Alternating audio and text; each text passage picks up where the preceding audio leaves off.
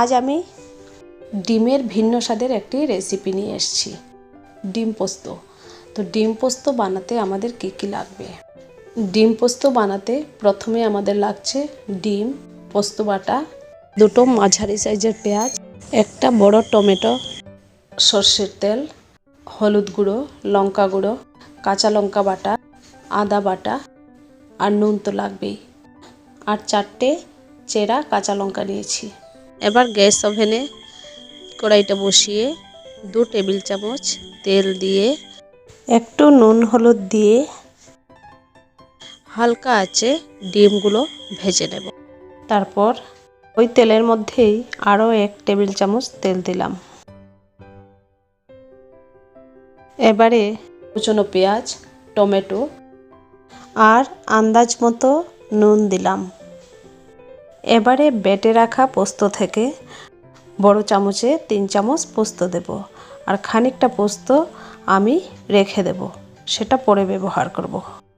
এবারে একে একে কাঁচা লঙ্কা বাটা, আদা বাটা, অল্প হলুদ গুঁড়ো, লঙ্কা গুঁড়ো দিয়ে ভালো করে কষিয়ে নেব। মশলা থেকে তেল ছেড়ে আসলে 1.5 কাপ মতো জল দিয়ে দেব। জল ভালো করে ফুটতে আরম্ভ করলে ভাজা ডিমগুলো দিয়ে দেব।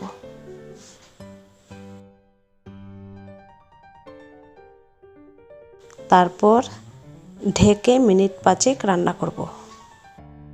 ঢাকনা খুলে বেশ ঘন হয়ে আসলে বেটে রাখা বাকি পোস্তগুলো দেব।